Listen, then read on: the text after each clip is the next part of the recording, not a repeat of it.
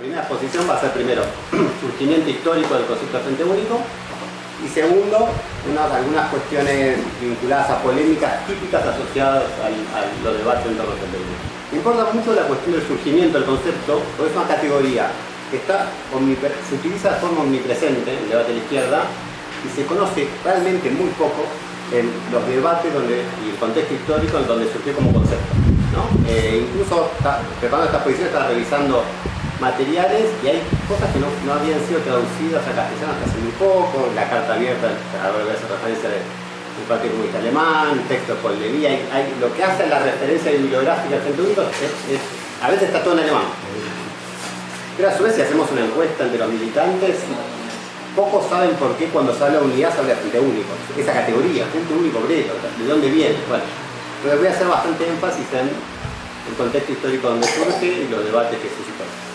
Una primera consideración metodológica, que yo creo que tal vez es redundante en nuestro caso, pero que siempre es importante, es que cuando nos remitimos a la historia, no vamos a encontrar una receta, no hay nada más tedioso que quien pretende resolver un debate sobre política actual con una cita de Lenin, una cita de Trotsky o de quien sea el panteón que uno reivindica, ¿no?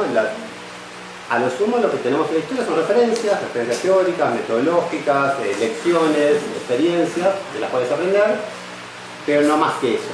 Los problemas que hoy enfrentamos no son los problemas que enfrentaron, al menos igual, hace 100 años en Alemania, en el año 21, por ejemplo. También hay un riesgo inverso, y yo temo que nosotros, si esto en una charla con el PTS habría que enfatizar contra este doctrinarismo dogmático, tal vez nosotros podemos correr el riesgo inverso, de subestimar la tradición de debates y la importancia que pueden tener algunas cuestiones. Así que, bueno, diría lo mismo para el riesgo inverso.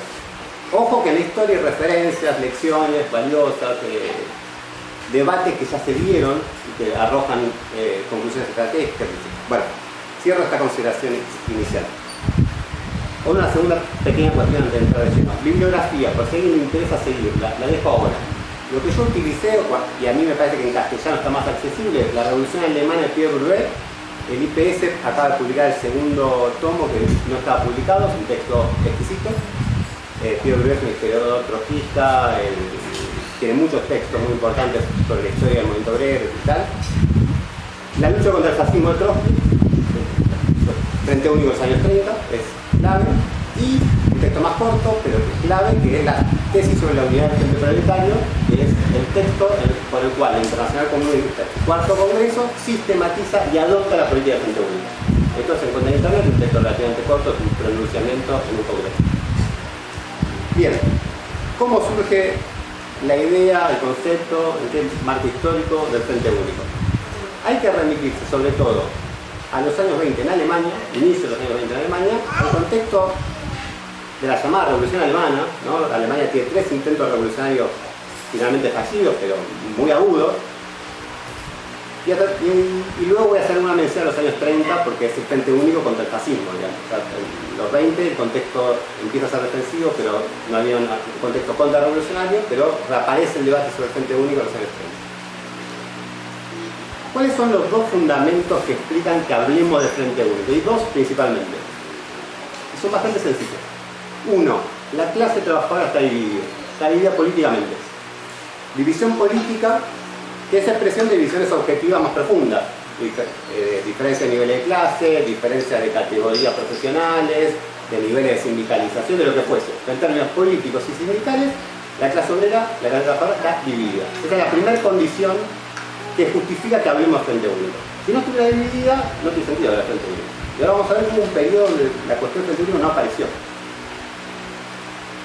La segunda condición, se justifica la apelación a la política de Frente Único en un cierto contexto político, en un cierto contexto de operación de fuerza y sobre todo en el contexto de una situación defensiva. Después vamos a ver que yo estoy haciendo un esquema, como todo esquema simplifica, vamos a ver que en momentos ofensivos cumple un papel el Frente Único, pero en principio vamos a pensarlo de esta manera. ¿Qué es lo que nos pasa hoy? ¿Por qué estamos discutiendo hoy Frente Único? Porque tenemos una gran ofensiva autoritaria, ultraderechista, ultraliberal, etc. Dos aspectos entonces. Hay algo interesante, que es que hasta 1914, es decir, hasta la división de la socialdemocracia europea producto de la guerra, no se planteó la cuestión frente único. ¿Por qué? Porque la primera condición, que es que la clase obrera está dividida políticamente, no está planteada. Fin del siglo XIX, hasta 1914, la clase obrera está relativamente unificada, no vamos a decir que es homogénea porque nunca es homogénea, pero está relativamente unificada en términos sindicales y políticos. Es decir, los grandes partidos socialdemócratas europeos, en América Latina ese proceso, y en el sur, lo que hoy llamaríamos sur global, fue más lento, pero en Europa el movimiento obrero europeo fue muy claro eso. En ese momento no se hablaba de frente único, ni de nada que se pareciera demasiado. Sí es interesante que en Marx sí está algo parecido, porque en los momentos de pioneros fundacionales del movimiento obrero, en el manifiesto comunista, por ejemplo, en 1848, la cuestión de la unidad que se iba a ir consolidando en los próximos años no estaba planteada. Había incipientemente, se estaba desarrollando un movimiento obrero donde surgían corrientes. Marx, habrán leído el manifiesto comunista, habrán visto algo que a mí siempre me sorprendió mucho, que Marx se esfuerza muchísimo en el manifiesto comunista por ver lo que liga a los comunistas a la clase y no por lo que los separa, ¿no? Uno diría, en términos leninistas, bueno, cuando uno delimita una corriente política, es cuáles son sus rasgos específicos que lo delimita del resto de la clase trabajadora. Marx tiene una preocupación permanente en el manifiesto comunista por aquello que lo liga. Y no quiero extenderme mucho más en Marx, pero Marx dice, los comunistas somos dos cosas. Quienes tenemos más conciencia de los intereses generales de la clase trabajadora, está pensando en quienes superamos su fragmentación y que tenemos conciencia teórica del desarrollo más clara del desarrollo histórico. Y agrega más determinación. Uno podría decir, los comunistas somos a la vez más unitarios y más radicales, como las dos cosas a la vez. Hay algo de la lógica de lo que después va a ser Frente Único que ya estaba en 1848. Pero bueno, decíamos, hasta 1914 la cuestión del Frente Único no se plantea porque básicamente la clase obrera está organizada en un sindicato y un partido, mayoritariamente. En 1914, esta historia mayoritariamente la conocerán, la guerra hace que la socialdemocracia mayoritariamente capitule, vote los créditos de guerra, pase el internacionalismo proletario a que los obreros se maten entre ellos en beneficio de sus burguesías imperialistas, y eso genera una ruptura que inicialmente muy minoritaria, y sectores socialistas internacionalistas que se reúnen, lo estaba Lenin, Gramsci, Rosa, etc. Algunas figuras muy rutilantes, pero políticamente movilizaban muy poco en el contexto de un movimiento obrero organizado muy significativo. Pero luego de la Revolución de Octubre ya se abre una reorganización general del movimiento obrero con dos corrientes muy fuertes. La socialdemocracia, que se mantenía mayoritaria, y la corriente comunista, animada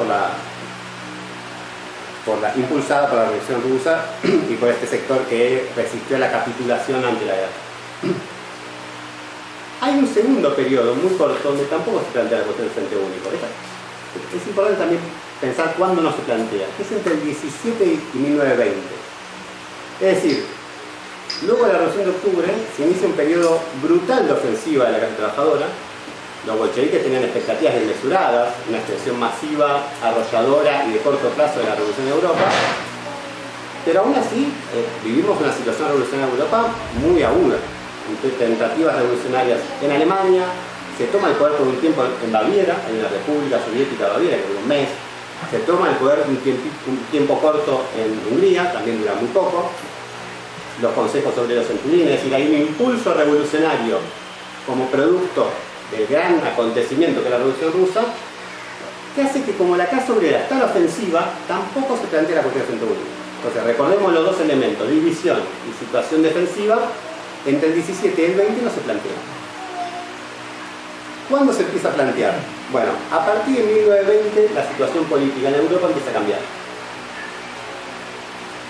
Pese a que el registro de esto, el registro por parte de la militancia, de los dirigentes, de la Internacional Comunista, etc., es desigual. ¿Qué es lo que empieza a pasar? El capitalismo se restabiliza, es decir, entre el 17 y el 20, incluso podemos decir entre el 14, por el inicio de la guerra, y el 20, las fuerzas capitalistas tienen una especie de colapso general, que entran sobre todo en Europa, estamos hablando, pero hubiese tenido reverberancia más allá, logra restabilizarse, incluso inicia una ofensiva sobre la clase trabajadora, pone a la clase trabajadora a la defensiva sobre cuestiones económicas, elementales, democráticas, de todo tipo, y la socialdemocracia se empieza a fortalecer, ¿no? Si la expectativa de los bolcheviques cuando hacen la revolución era que hubiera grandes revoluciones en Europa, también era que los comunistas se transformaban rápidamente en la corriente mayoritaria. En 1920 ya todos estos elementos empiezan a cambiar. Se enfría el impulso revolucionario, la clase obrera vuelve a estar a la defensiva y la socialdemocracia se recupera y muestra que sigue siendo la corriente mayoritaria del momento obrero. Entonces, por primera vez se combinan los dos factores de los que estamos hablando. Una división política de la clase trabajadora, que en este caso es muy simple, entre socialistas y comunistas, y una situación defensiva de la clase trabajadora que justifican que empieza a aparecer lo que después vamos a llamar Frente Único. Podemos aclarar una cosa, una digresión. Esta fragmentación de la clase trabajadora se va a ir profundizando, ¿no? En ese momento era muy simple, era una clase sociológicamente relativamente homogénea y políticamente dividida en dos. A futuro, pensemos en el siglo XX, pensemos ahora, la fragmentación sociológica es brutal. Bueno, en el siglo XX el fordismo es un momento de homogeneidad y la fragmentación política es enorme. Incluso ya no la fragmentación política, sino la desafección de la clase trabajadora respecto a las instituciones sindicales y políticas. En ese momento hablamos de la marginalidad de los comunistas, el carácter minoritario de los comunistas respecto a la clase trabajadora. Hoy en la mayoría de los países los sindicatos son minoritarios respecto a la clase trabajadora. El nivel de sindicalización es muy bajo. Bueno, en su forma típica, ¿cuándo aparece lo primero que conocemos como Frente Único o Frente Único Obrero? En una carta abierta que impulsa un dirigente del Partido Comunista Alemán que se llama Paul Levi, una figura que convoco a que la conozcan, que la descubran, que arquitectos, tiene una trascendencia muy superior a la que hoy no tuvo todavía la atención suficiente. El Partido Comunista Alemán, luego de la muerte, del asesinato, mejor dicho, por parte de la socialdemocracia de Rosa Luxemburgo y Kirchner, entra en una situación muy inestable en su dirección, va cambiando su dirección muy rápidamente. En algún momento logra la mayoría el grupo en torno a Paul Levi y a Clara Zetkin, y a Paul Levi, reconociendo la situación defensiva y la fragmentación, se le ocurre una idea muy simple, que es lanza una carta abierta dirigida a los sindicatos y a los partidos socialistas diciendo: nosotros como comunistas tenemos una serie de diferencias que no vamos a ignorar, diferencia de métodos, objetivos, programáticos, estratégicos, pero la situación actual obliga a priorizar la unidad de acción del conjunto de la clase trabajadora sobre demandas elementales por sobre aquellas diferencias. Este es, digámoslo así, el inicio, el primer acto, la aparición en la historia del Frente Único a través de esta famosa carta abierta que hoy está traducida, se puede consultar en la web. Una idea muy simple, pero muy interesante y de muchas implicancias estratégicas que vamos a ir viendo a lo largo de esta exposición. Una cosa que hay que prestar atención es que la carta abierta se dirige a las direcciones de los partidos y sindicatos y a las masas organizadas en estas organizaciones. Esto es un punto importante para el debate posterior, porque el Frente Único es a la vez un llamado a la dirección y a las bases. No es ni un mero acuerdo de cúpula, ni es un simple llamado a que las bases rompan con sus direcciones reformistas. Es las dos cosas, no las dos cosas, es un llamado a la acción a las bases y a sus dirigentes. Bueno, ¿qué pasa con esta carta? Es un fracaso total. Sí. La socialdemocracia rechaza el llamado, lo ve como una maniobra fraccional, pero el pobre Paul Levi no solo eso le pasa, sino que dentro del Partido Comunista alemán es considerado como una capitulación oportunista, ¿no? Llamar a la socialdemocracia una acción unitaria donde priorizar la acción defensiva por sobre las diferencias, todo eso considerado una capitulación oportunista, incluso la Internacional Comunista, ¿no? La Internacional Comunista de los primeros años, hablo de una pequeña digresión, es mucho más chica de lo que se hubiesen imaginado los bolcheviques y mucho más izquierdista de lo que hubiesen querido los bolcheviques. En esos años Lenin escribe el izquierdismo y está hablando a su base, a sus militantes, a la militancia de los partidos comunistas. Se habían forjado una idea muy simplificada de lo que había sido la revolución bolchevique y una idea de la denuncia o la lucha contra los socialdemócratas muy sectaria. Y en ese contexto aparece lo que podría ser el alter ego de la teoría del Frente Único, que es la llamada teoría de la ofensiva. La teoría de la ofensiva fue estrictamente una teoría. Bela Kun es tal vez su figura más conocida, es un húngaro, muy importante que conocemos como en ese momento. Lukács, lo conocemos por sus libros célebres, era un firme partidario de la teoría de la ofensiva. Bujarin en el partido ruso, bueno, tiene un montón de adeptos, es prácticamente mayoritario, al menos la sensibilidad ofensivista. ¿Qué decía la teoría de la ofensiva? Que la Revolución Rusa había abierto una situación política que llevaba no a una ofensiva de la clase trabajadora, sino a una situación de crisis final del capitalismo, y la clase trabajadora iba a ir sin pausa, por eso en una ofensiva permanente hacia la toma del poder a nivel global. Que la crisis económica y la reacción subjetiva de la clase trabajadora son dos cosas que se unen mecánicamente. No sé si esto les empieza a sonar, ¿no? Que siempre que hay crisis económicas hay luchas, y siempre que hay crisis económicas hay luchas y se imponen los sectores más consecuentes de la clase trabajadora. Hacía esa derivación. Y en el plano político, la teoría de la ofensiva implicaba que había que rechazar cualquier tipo de alianza con sectores reformistas, moderados, centristas, porque si la revolución es inminente y hay condiciones para insurrecciones en todo el mundo, cualquier acuerdo de esas características es negacionista, confusionista, etc. Entonces, una teoría de consecuencias políticas muy cercana. Levi escribe la carta en enero de 1921. En marzo de 1921 hay un acontecimiento fundamental para la historia del movimiento obrero europeo, sobre todo alemán, que es la Acción de Marzo. Se llama así a un intento dirigido por el Partido Comunista Alemán por dirigir de forma partidaria una insurrección, ¿no?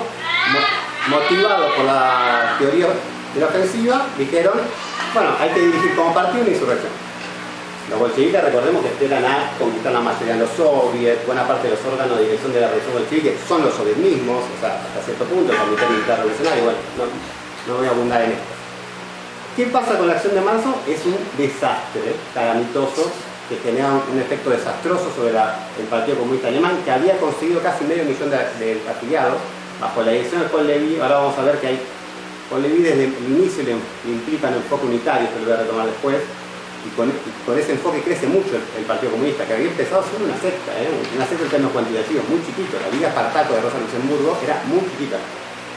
Pasan a ganar, cuento esto muy rápido, la socialdemocracia se rompe en dos, los socialdemócratas y los socialdemócratas independientes, y luego el Partido Comunista gana la mitad de los socialdemócratas independientes, y se transforma en un partido de masas en el transcurso de 1 o 2 años. Con la Acción de Marzo pierden cientos de miles de militantes por la represión que motivó, el error de la dirección, etc. Voy a ir rápido por las cuestiones así de anécdotas históricas, pero las cuento porque me parece que hace un contexto. Hay un compañero muy entusiasmado con la intervención. Paul Levi, ¿qué hace ante esto? Estaba tan convencido del error, y tenía razón, que rompe la disciplina de partido y publica un texto clásico que también está traducido hace muy poco, lo tenemos en Jacobin, que se llama Contra el fuchismo, nuestro camino. Es decir, denuncia públicamente, no en los órganos del partido ni en la Internacional Comunista, sino públicamente al partido por una desviación ultraizquierdista que le llevó a la catástrofe. Decíamos antes que la carta abierta había sido incluso considerada en la Internacional Comunista como una acción oportunista, con una excepción. No solo con una, pero con una muy significativa, que es Lenin. Lenin muestra una simpatía sobre la carta abierta en ese momento. No era una gran lucha política, Lenin tenía un montón de problemas, el presidente de la Internacional era sino bien, no era que Lenin supervisaba cada cosa que pasaba, pero muestra una simpatía por la carta abierta. Y cuando Paul Levi va a hacer su denuncia de la Acción de Marzo, intenta mediar. O sea, no le discute el contenido, sino la cuestión metodológica. O sea, no rompe la disciplina de partido porque es un problema. De hecho, la rompe y Paul Levi es expulsado, ¿no? Y no vuelve nunca más al movimiento comunista. En este contexto, es decir, debate dentro del Partido Comunista Alemán, teoría de la ofensiva como sensibilidad hegemónica de la Internacional Comunista, simpatía de Lenin y Trotsky, digamos, por las posiciones de Levi, de la Carta Abierta y la denuncia de la Acción de Marzo, es que se desarrolla el tercer Congreso de la Internacional Comunista, ¿no? Los primeros dos congresos, el primer congreso casi que es testimonial, el segundo congreso en el año 20, ya más significativo, pero todavía se esperaba una extensión espectacular y arrolladora de la Revolución en Europa. En el tercer congreso ya empieza a ver signos muy visibles de que no. El tercer congreso entonces se da un choque entre las dos sensibilidades, entre los sectores que seguían defendiendo la teoría ofensiva, seguían defendiendo la Acción de Marzo y tal, y sobre todo Lenin, que es considerado en ese momento una ala derecha de la Internacional Comunista, Lenin y Trotsky, impone toda su autoridad para sacarse resoluciones y compromisos. Si uno lee las resoluciones del Tercer Congreso de la Internacional Comunista, por ejemplo, no hay una condena a la acción de marzo, de hecho hay una reivindicación parcial, no hay una reivindicación todavía de la carta abierta, pero sí hay cosas muy importantes, que es que se reconoce que había cambiado la situación política en Europa, que se había restabilizado el capitalismo, que se había aplazado la revolución. Trotsky dice algo así como, hasta ahora pensamos en plazo de meses, ahora vamos a pensar en plazo de años, y que la socialdemocracia era mayoritaria en el momento. Entonces, a efectos prácticos, la teoría de la ofensiva había sido pulverizada en todos sus fundamentos. Y surge una consigna muy sencilla, que es a las masas. O sea, la Internacional Comunista se propone ir a las masas, en dirección a las masas. Eso también, que es muy simple, supone un cambio de mentalidad general, porque ya no es la lucha directa por el poder, lo que se plantea la Internacional Comunista, sino la lucha por las masas. Incluso Lenin, en una carta privada sin odio, le dice, la carta abierta es perfecta, no, es ejemplar, dice él, le reconoce su adhesión. Ya Lenin, aunque no lo dice públicamente, ya no es que hay que ir a las masas. Lenin sabe que hay que ir a las organizaciones mayoritarias reformistas de las masas para luchar en un momento ofensivo. Lenin ya había dado ese paso, la Internacional Comunista todavía no. Otros que dice algo así como, no hay solo oportunistas y revolucionarios, hay clases. Una cosa muy simple pero de muchas consecuencias. No es que la lucha política de una corriente revolucionaria es enfrentar a los oportunistas, es intervenir en la lucha de clases con todas las complejidades que tiene eso. Entonces, le está diciendo algo importante a los izquierdistas, ¿no? Y ahora vamos a ver qué consecuencias tiene esto. Una aclaración, ¿a qué socialdemocracia Lenin, Kolevi y demás le está ya haciendo emplazamientos unitarios? A la misma que 2 años antes había asesinado a Rosa Luxemburgo y la había tirado en un río en Danubio, ¿no? O sea, no romanticemos qué era ese partido obrero reformista, ¿no? Era un partido obrero que había contenido la revolución en Alemania, asesinado a la dirección de la Liga Espartaquista del Partido Comunista Alemán, Luxemburgo, Liebknecht. A eso les está, no hay ninguna duda del carácter capitulador y traidor de a quién te estás refiriendo, ¿no? Porque esto también va a ser un debate. Bueno, si gira a la izquierda, si está en un proceso de radicalización, ¿no? Acá no viene nada de eso. Simplemente una constatación del carácter mayoritario de esas organizaciones en el movimiento obrero, una constatación de la división política de la clase trabajadora y la situación defensiva. Así llegamos al 4º Congreso de la Internacional Comunista, que es el Congreso que efectivamente adopta la política Frente Único como una política definitiva, ya supera los rasgos izquierdistas de los congresos anteriores y aprueba lo que se llama las tesis sobre la unidad del Frente Proletario, que es de donde surge la formalización, la sistematización de la política del Frente Único. ¿Qué aparece en este Congreso? ¿Qué tipo de constataciones? Voy a enumerar varias. La estabilidad capitalista y la ofensiva contra la clase obrera, situación defensiva, restabilización capitalista y situación defensiva, que el movimiento obrero se encuentra fragmentado políticamente, que la mayoría de la clase trabajadora se encuentra bajo la dirección de la socialdemocracia, los comunistas no tienen mayoría en la clase. Esto hoy parece una obviedad, pero estamos hablando del siglo XXI. Luego de la revolución bursátil, hay fuertes expectativas de que los comunistas pasen a ser mayoría rápidamente en la clase trabajadora europea. Que si bien es cierto, otra constatación, si bien es cierto que ya muchos obreros rompieron con la socialdemocracia, pensemos que ya a esta altura la Internacional Comunista tiene algunos partidos de masas, ¿no? El alemán es el primero, que se recompone rápidamente, el italiano hay que ver. O sea, en Italia y Francia los sectores que adhieren a la Internacional Comunista son mayoritarios, no son minoritarios, no era la izquierda minoritaria, sino la mayoría del Partido Socialista adhiere. Pero que la tarea no es organizar a los que ya ganamos, sino organizar a los que todavía están bajo la influencia de las organizaciones reformistas y ganarlos para una política revolucionaria. Siguiente conclusión, que para todo esto lo más importante es la acción práctica. Seguimos, ideas muy simples pero de grandes conclusiones, consecuencias, implicaciones. Es decir, no la denuncia, no el propagandismo, no la delimitación, sino una acción práctica donde las masas se van politizando y sacando conclusiones. Otro factor que para mí es importante para nuestra coyuntura, que las masas solo pasan a la acción cuando vuelen posibilidades de victoria, ¿no? Esto es importante como idea general. No basta con que la ofensiva sea muy fuerte. Las masas instintivamente tienen que sentir que se puede ganar, si no, no arriesgan todo lo que se arriesga en una lucha. Y que para que haya alguna chance de victoria, la unidad es fundamental. Eso sería toda la lógica del encadenamiento, conclusiones de esa tesis, donde ya está formulada la política Frente Único. La cuestión de la unidad también la podemos ver desde el punto de vista de las masas. Los sectores populares sienten instintivamente que la división los debilita. O sea, es una cosa, es algo que se palpa fácilmente. No hay que ser un gran teórico para darse cuenta de eso. En resumen, el Frente Único tiene dos objetivos, uno principal y otro secundario. Y esta jerarquía es importante. El primer objetivo, voy a decirlo por la negativa, no es una maniobra para la construcción del Partido Revolucionario, no es una táctica de desenmascaramiento, al menos prioritariamente. Lo digo porque esto es uno de los debates que podemos desarrollar. Muchas veces el Frente Único se toma como una forma de hacer emplazamientos a direcciones mayoritarias de cosas que no van a hacer para demostrar que no las hacen, ¿no? Bueno, el Frente Único no es esto. El Frente Único es efectivamente tener la voluntad de generar una acción unitaria de la clase trabajadora en defensa de sus intereses y sus derechos elementales e inmediatos. En segundo lugar, puede suceder que funcione como una táctica de desenmascaramiento. Porque cuando uno hace un emplazamiento unitario, pueden pasar dos cosas. Que sea rechazado por la dirección mayoritaria, que sea la CGT, cuando se llamaba PAR, ¿no? O que encarne una lucha y la traicione. No pasar las dos cosas. También puede pasar que encarne una lucha y la gane, ¿no? No es que son inevitables. Pero es importante esta jerarquía entre los dos objetivos. Porque si no hay una gran... Yo creo que es mayoritario, diría, una interpretación ultraizquierdista que parecía el Frente Único como una táctica de denuncia propagandística. Y en todos los casos, como resumen, los revolucionarios mantienen independencia en el seno del Frente Único. Es decir, no se subordinan políticamente a las reformistas.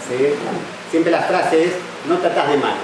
Tenés libertad para actuar, para criticar, pero forzás acciones unitarias que pueden generar, la tesis del Frente Único dicen, una cierta disciplina de acción.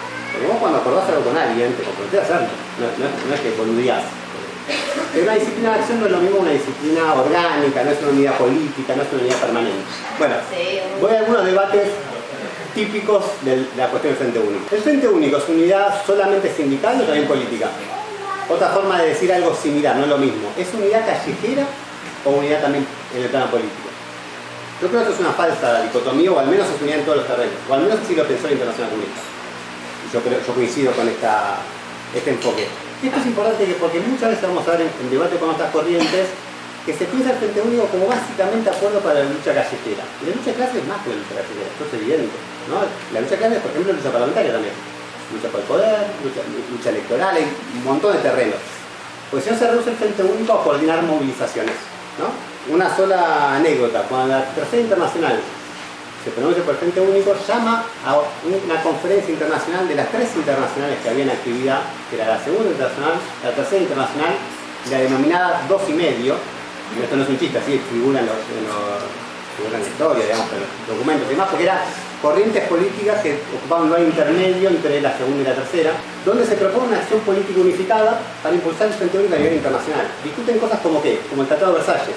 Es decir, algo eminentemente político, el tratado que oprimía a Alemania después de la derrota en la guerra, que le imponía condiciones leoninas, que fue generando la crisis, buena parte del tratado de Versalles, hasta cierto punto termina el ascenso del fascismo. La defensa de Rusia, las 8 horas, es decir, combinación de luchas reivindicativas y luchas políticas. Segundo gran debate, típico debate respecto al Frente Único. Las masas, como están organizadas en organizaciones reformistas, ¿no? En el mejor de los casos, pueden estar desorganizadas, apáticas, votar de la derecha, y ahí hay un escalafón, y en ese momento mayoritariamente el Partido Reformista. El Frente Único parte de la constatación de ese hecho y son una política al respecto. Yo creo que el Frente Único demostró, y esto lo dejo también para el segundo bloque, que es una política enormemente efectiva para ganar a las bases de los sectores influenciados por la dirección reformista, ¿no? Que cuando, como decía Marx, somos el ala más radical, pero también la más unitaria, las posibilidades de ganar a los sectores que están influenciados por aparatos burocráticos aumentan enormemente.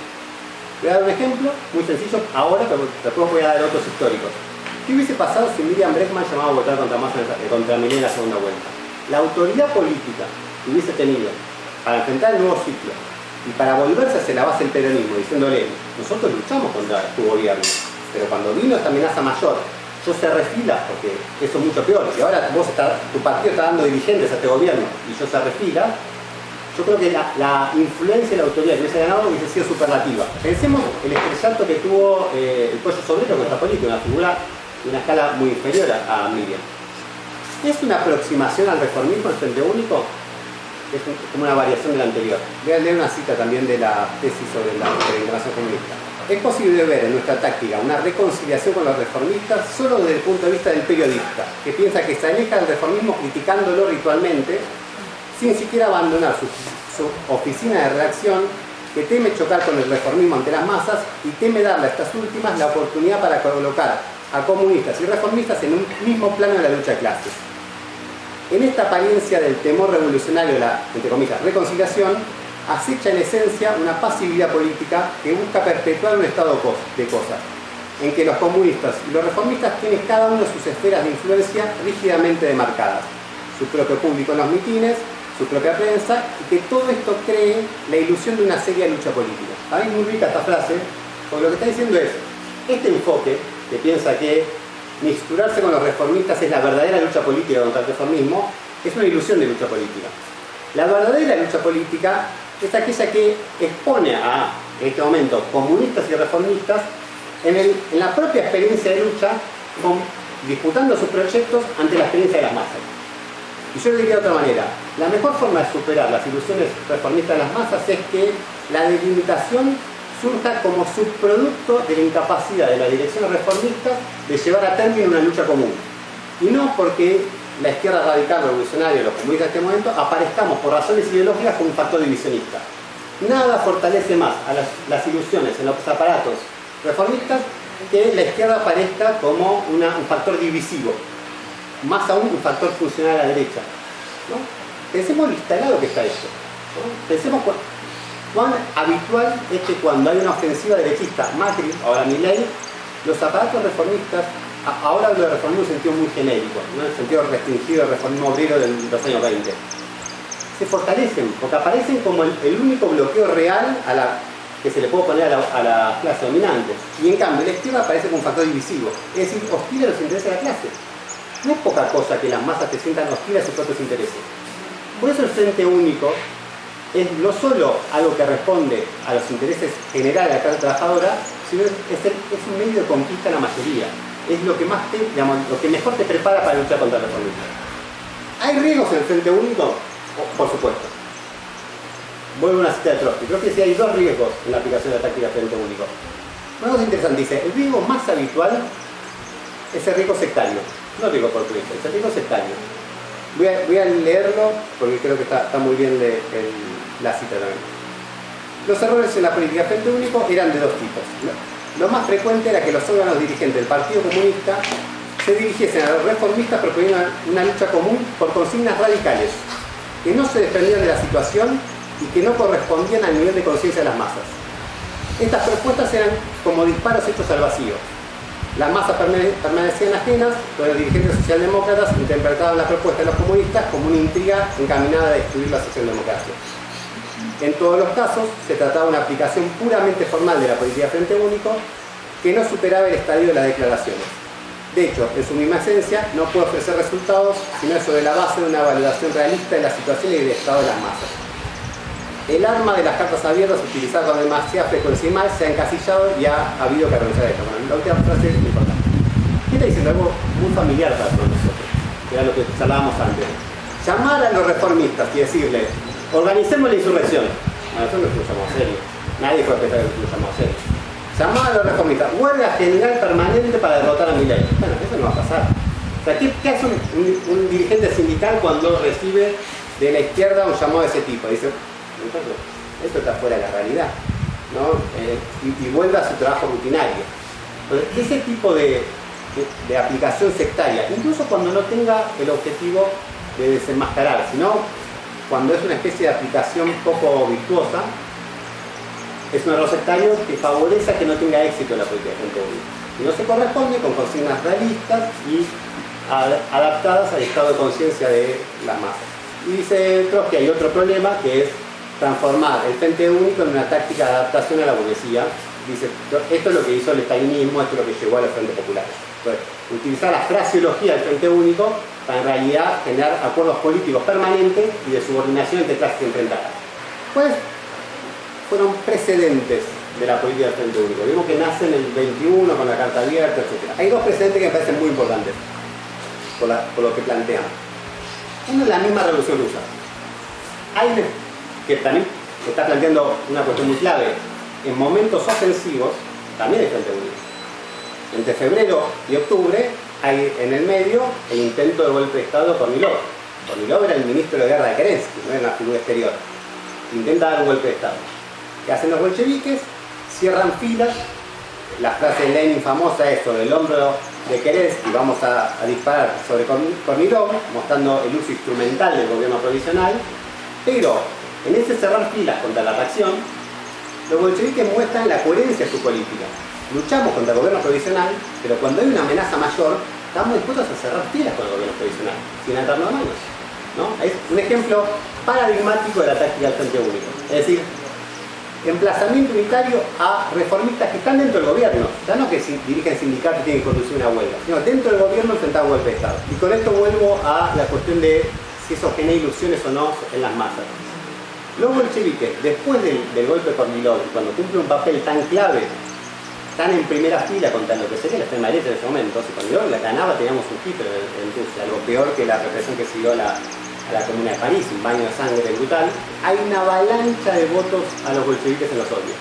De hecho, ahí se genera el impulso, más que en abril, más que en febrero, ahí se genera el impulso que lleva a septiembre-octubre a que los bolcheviques ganen la mayoría en los soviets.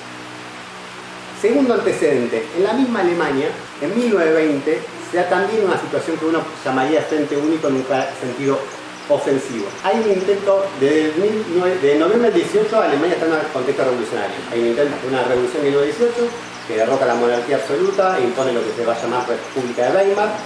Eso se extiende hasta enero, que es donde fracasa el levantamiento espartaquista. 21 va a haber la acción de marzo. En el medio, en 1920, hay un intento también de golpe de Estado, que se llama Putsch de Kapp.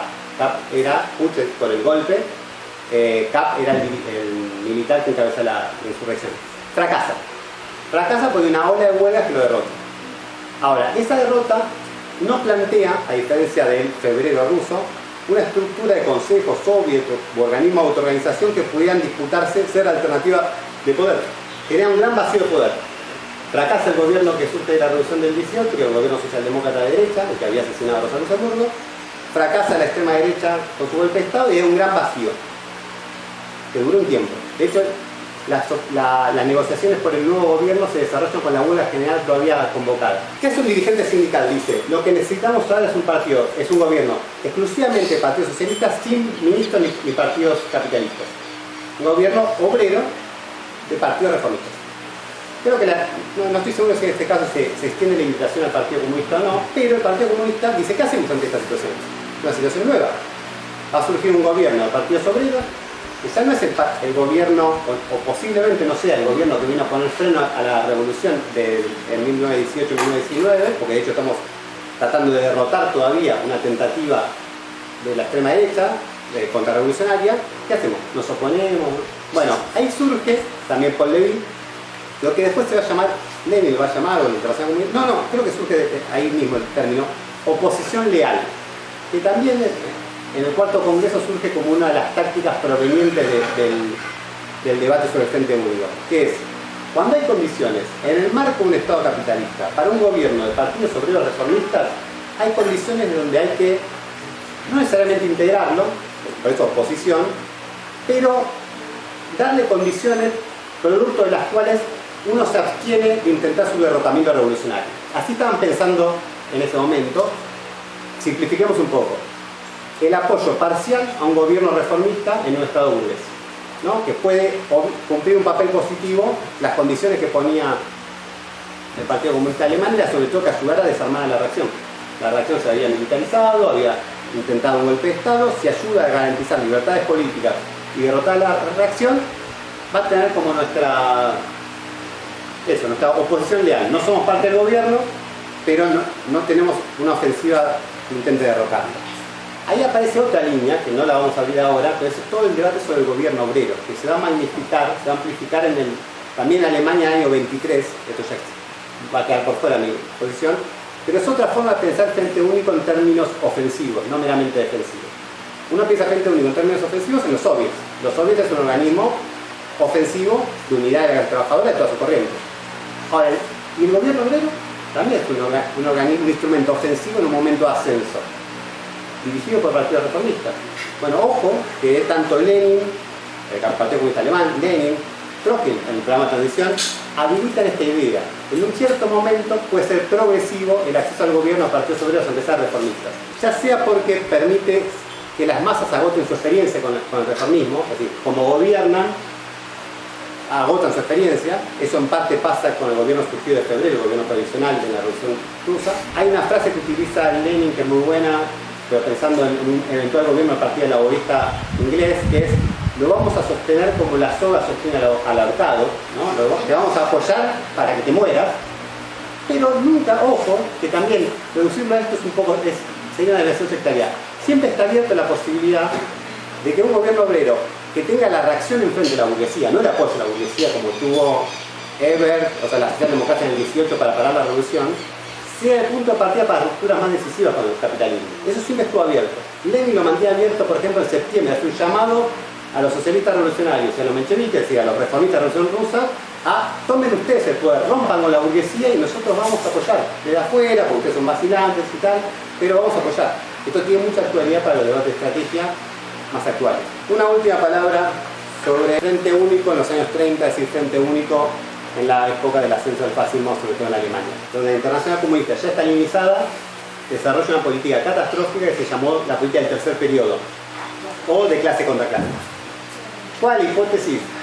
Era claramente una ruptura con el periodo del Frente Único, y la hipótesis era que el capitalismo había entrado en una agonía final, que no había que hacer ningún tipo tiene familiaridad con la teoría ofensiva, ningún tipo de alianza con partidos reformistas, y que estábamos en un periodo donde la toma del poder era inminente y donde, esto es importante, la socialdemocracia es el enemigo principal. Ni siquiera dicen son todos iguales. La socialdemocracia es peor que ¿qué? Peor que el fascismo. De ahí surge el concepto social fascismo. ¿Qué es lo que está diciendo en ese momento la Internacional Comunista? Ojo, porque no es tampoco familiar este razonamiento. Obviamente que el fascismo es peor en un sentido, pero la socialdemocracia es peor porque está en nuestras filas. Entonces, para derrotar el fascismo, primero tenemos que derrotar a la socialdemocracia. Esta política tiene bajo su responsabilidad el ascenso de Hitler en Alemania, ¿no? Lo que Hitler denomina la página más trágica de la historia moderna, que Hitler asciende al poder en el país con la clase obrera más culta, más grande, mejor organizada y más politizada del mundo, casi sin resistencia.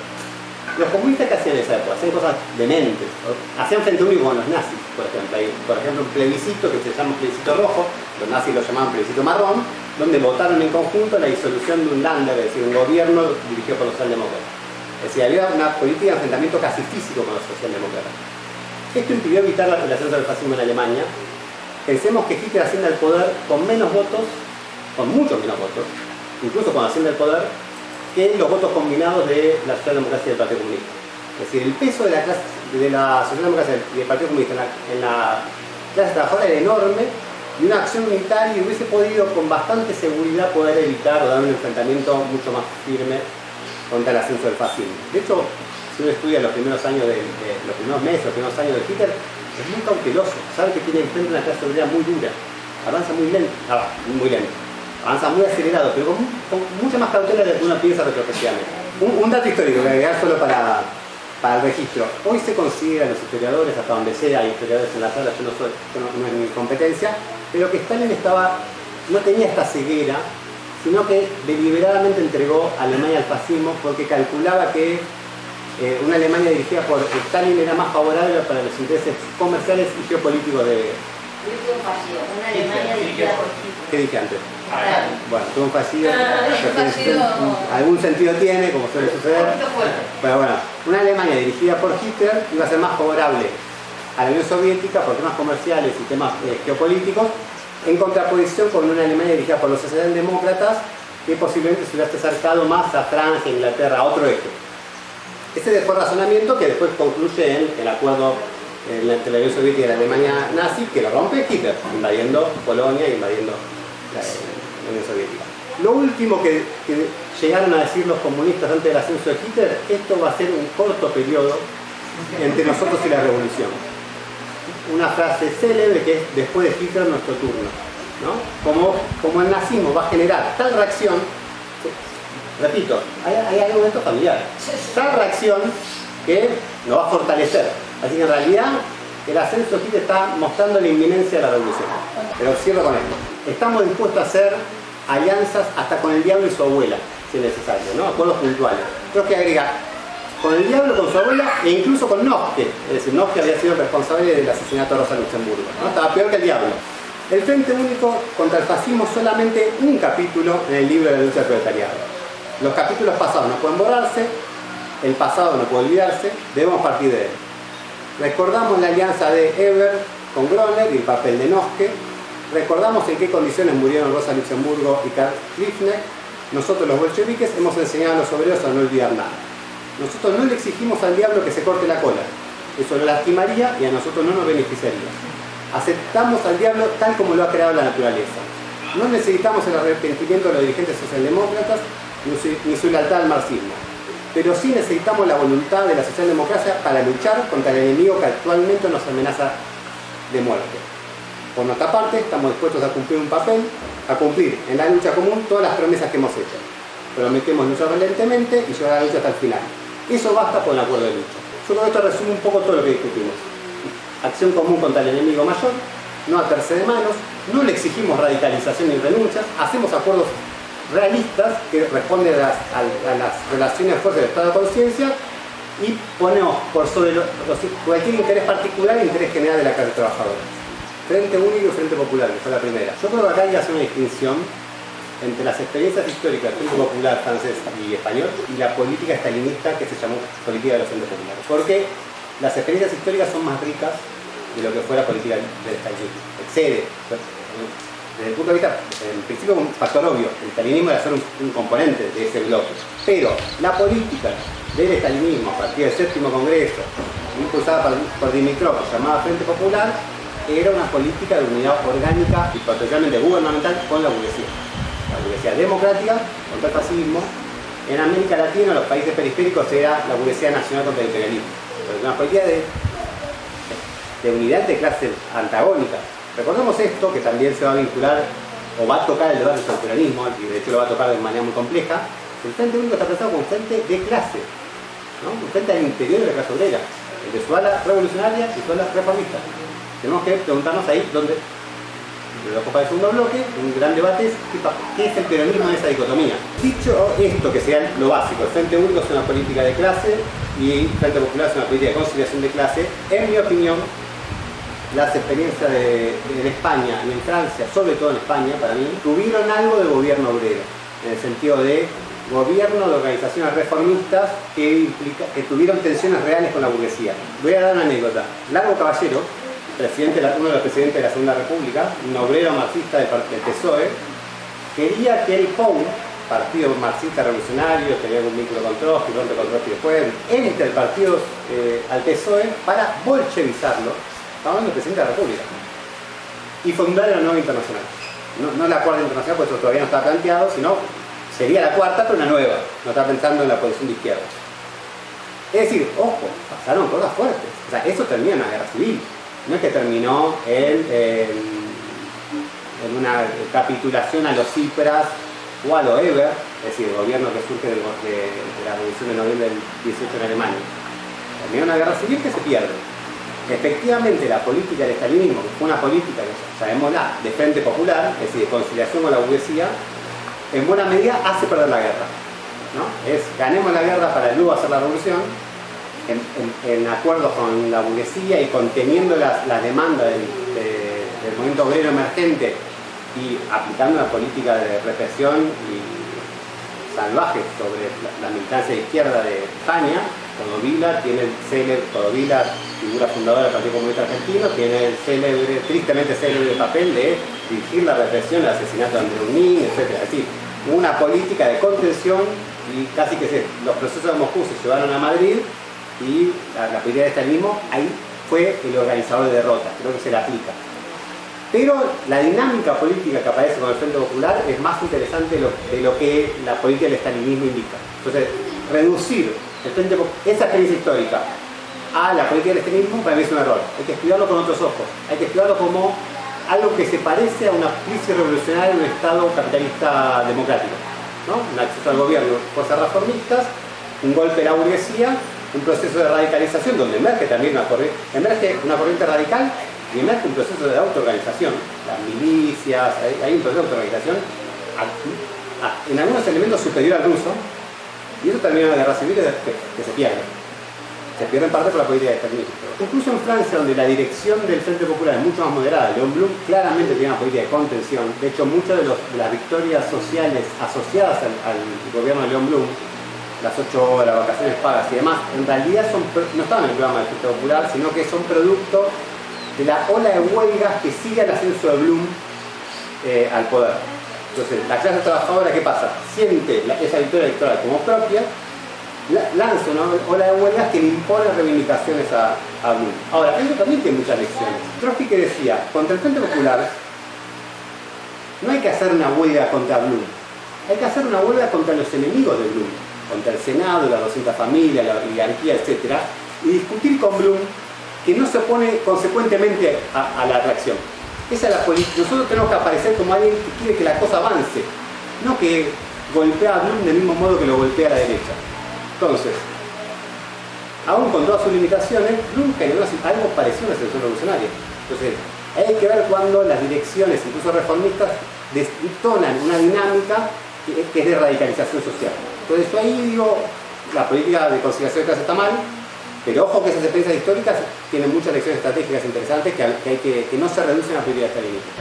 Hay una pregunta de hasta dónde se cede, ¿no? La compañera. Y si entendí bien es cómo se organiza la ofensiva. Hasta dónde se cede es algo de la política práctica. No puedo sugerir una fórmula. Es algo que tiene que ver con las relaciones fuerzas concretas y demás. Lo que hay que saber es que algo hay que ceder. Uno no se sienta en una mesa de negociación real con todo su programa pidiendo que te lo firmen. O sea, nadie dice, invito a Cristina Kirchner al campamento de Poder Popular. No vino, capituló. No tiene sentido. No es una propuesta seria. Bueno, algo hay que ceder, es parte del arte de la política. Voy a plantear solo un aspecto de qué ceder. Uno cede lo que fortalece el poder de la clase trabajadora, lo que le hace avanzar. Entonces hay que evaluar caso a caso. Ceder que primero la República y después el socialismo, ¿fortalecía o debilitaba a la clase trabajadora en su lucha contra el franquismo? Yo creo que el balance es que la debilitó. Ahora, hay concesiones que son condición para que haya una acción unitaria y eso hace avanzar. ¿Cuándo uno está en condiciones de impulsar una política de frente único? No es obvio. De hecho, el debate de los años 20 hay un dato subyacente. Eran partidos de masas que lo impulsaban. Esto va contra una idea de que el frente único solo si sos hipermarginal, que cuando ya tenés mucha fuerza podés prescindir. No. Partido de medio millón de personas está proponiendo cómo llegar a los otros 3 millones que tiene la socialdemocracia, los 2 millones, 1 millón, lo que sea. Ahora, ¿qué hacemos cuando ya no se trata de partidos de masas minoritarios? Se trata o de pequeños grupos, pensemos en la izquierda argentina, o grupos marginales. Uno podría pensar que solo teniendo un peso relevante en el movimiento de masas se puede impulsar una política de frente único. Es decir, forzar a la dirección reformista a una acción unitaria solo se logra si efectivamente vos ya tenés un peso en el movimiento de masas que puede interlocutar. Y yo agrego un elemento más.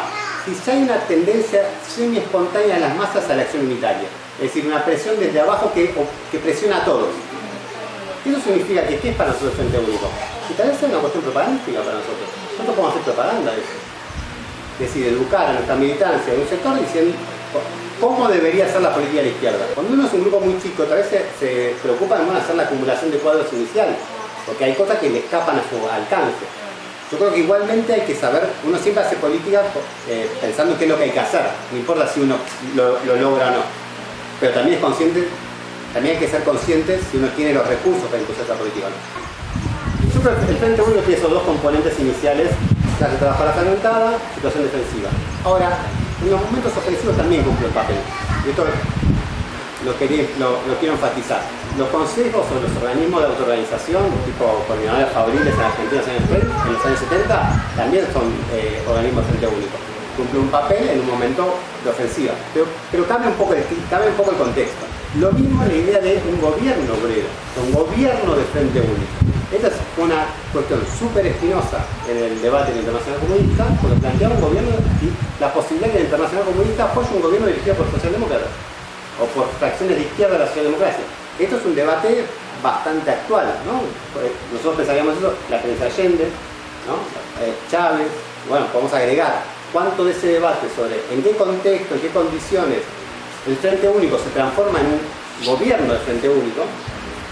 La resolución de la Internacional Comunista dice algo así como: en ciertos contextos el gobierno obrero es el corolario necesario de la política del Frente Único, como en el sentido de natural, como emana espontáneamente.